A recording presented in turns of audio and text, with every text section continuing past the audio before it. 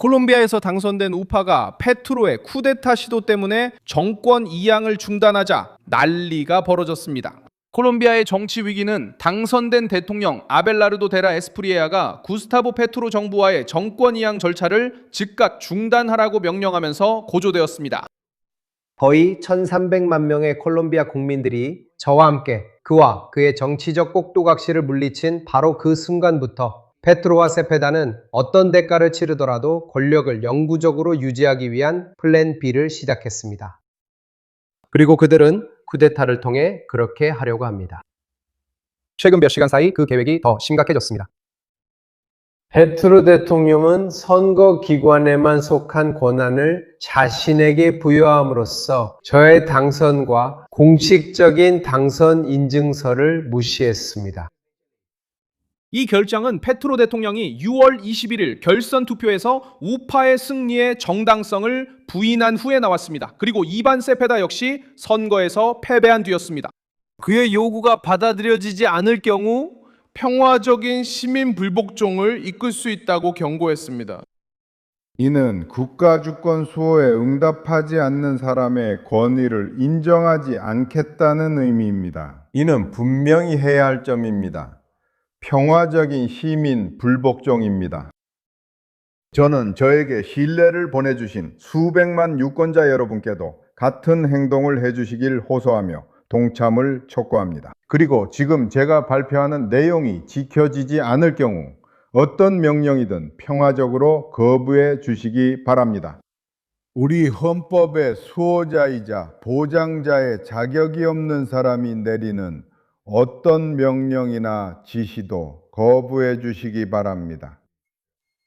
콜롬비아는 긴장 상태에 들어섰습니다. 왜냐하면 새로운 정부에 국가의 자료, 부처, 정보를 넘겨주기 위한 정권 이양 절차가 선거 이후 누가 권력을 잡는지에 대한 다툼으로 변질되었기 때문입니다.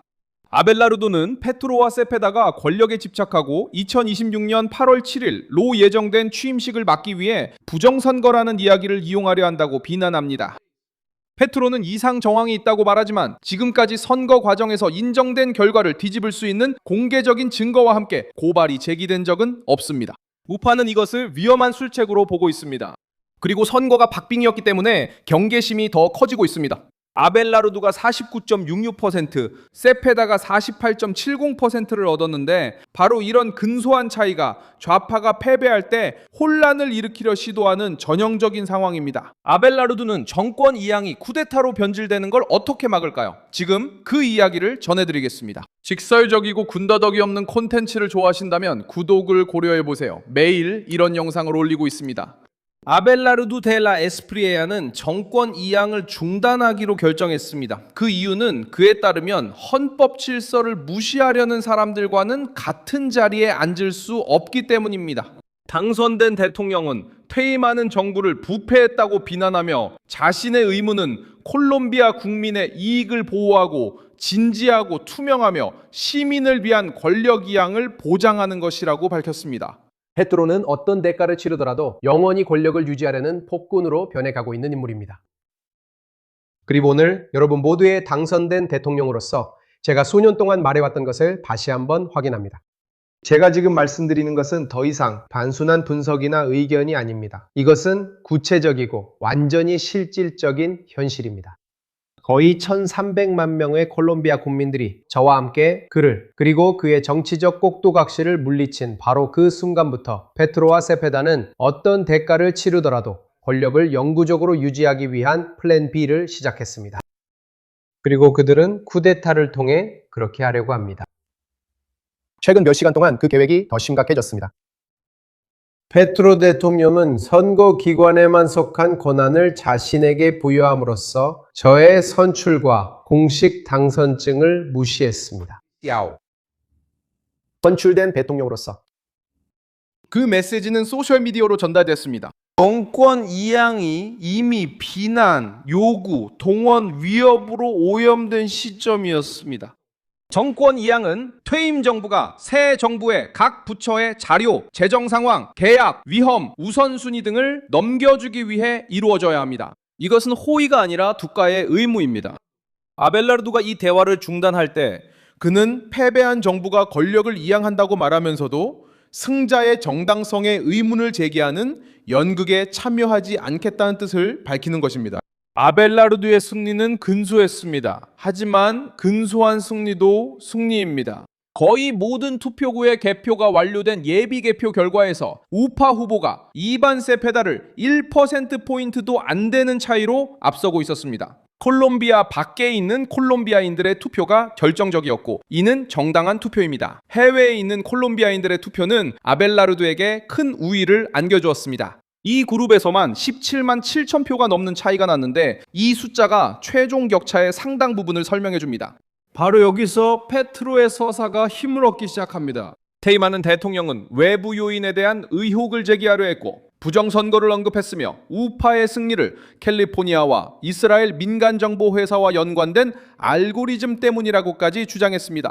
하지만 확실한 증거 없는 주장은 선거를 무효화하는 도구가 될 수 없습니다. 국제 참관인들은 페트로의 주장을 약화시켰습니다. 유럽연합 대표단은 개표의 투명성과 효율성을 칭찬했고 카터 센터는 결과 관리 시스템을 신뢰할 수 있고 투명하며 추적 가능하다고 평가했습니다. 이는 공식적인 불만 사항에 대한 분석을 막지는 않지만 정치적 의심이 당선된 대통령의 취임을 방해하는 구실로 사용되는 것은 막습니다. 이반 세페다는 이 위기에 더 불을 지피는 태도로 개입했습니다. 좌파 상원 의원은 아벨라르도가 취임 전에 조건을 이행하지 않을 경우 평화적인 시민 불복종을 주도할 수 있다고 발표했습니다. 이는 국가 주권 수호에 응답하지 않는 사람의 권위를 인정하지 않겠다는 의미입니다. 분명히 해두겠습니다. 평화적인 시민 불복종입니다. 저는 저에게 신뢰를 보내주신 수백만 유권자 여러분께도 같은 행동을 해주시길 요청하고 초대합니다. 그리고 지금 제가 발표하는 내용이 지켜지지 않을 경우 어떤 명령이든 평화적으로 거부해 주시길 바랍니다. 우리 헌법의 수호자이자 보장자의 자격이 없는 사람이 내리는 어떤 명령이나 지시도 거부해 주시길 바랍니다. 법이나 제도, 권위가 도덕적 양심과 충돌할 때 시민 불복종이 우리에게 어떻게 행동하라고 가르치는지 아시죠? 요구사항 중에는 당선된 대통령의 미국 시민권 포기, 국가 안보와 사법 주권에 대한 보장이 포함되어 있었습니다. 그가 정치적 박해라고 부르는 것의 종식과 구스타고 페트로가 어떤 형태로든 범죄인 인도 시도로부터 보호받는 것이었습니다. 실제로 세페다는 새로운 정부의 정치적 인정을 패배한 집단이 제시한 요구 조건에 달려있게 만들었습니다.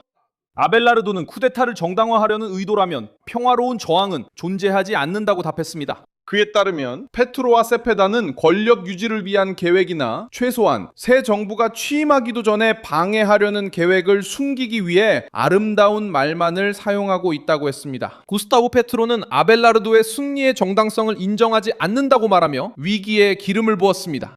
어느 정도 진지한 민주주의 국가라면 임기 말 대통령은 마지막 날까지 제도적 안정을 책임져야 합니다. 우리가 본 것은 그 반대였습니다.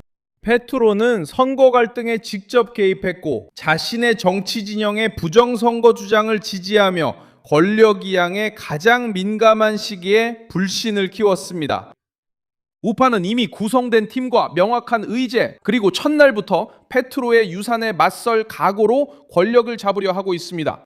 아벨라르도는 예비역 장군 호르헤 에두아르도 모라를 국방 책임자로 선택했고 불법 무장단체들, 마약 밀매, 불법 채굴, 갈취에 맞서겠다고 약속했습니다.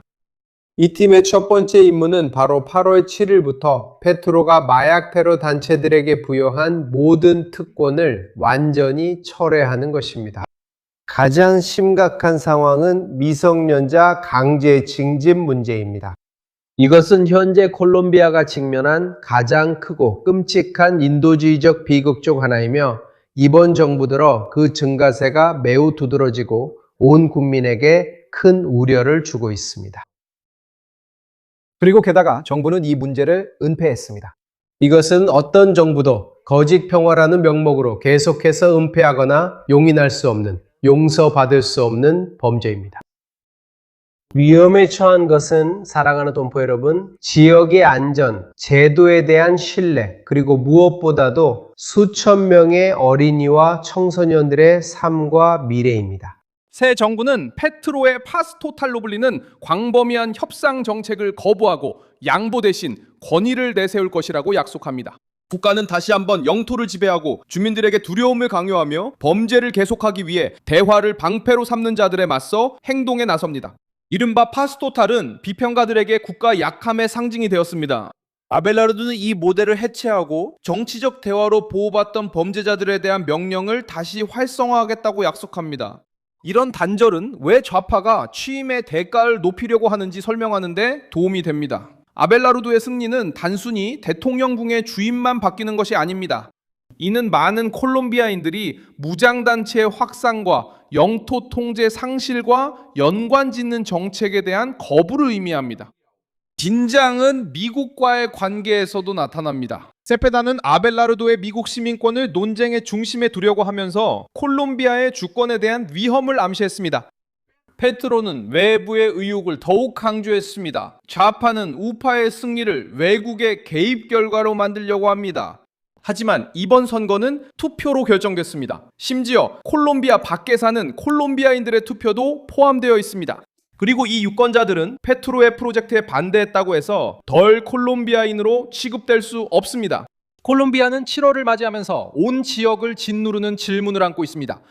좌파는 투표함이 원하는 결과를 내지 않을 때 패배를 받아들일까요? 이 영상을 끝까지 시청해 주셔서 정말 감사합니다. 우리 프로젝트를 후원해 주시고 화면에 표시되는 픽스키를 통해 재정적으로 기여해 주세요. 저희는 진실로 여러분께 정보를 전달하는 데 집중하는 독립 채널입니다. 여러분의 후원이 저희가 계속해서 활동할 수 있도록 도와줍니다.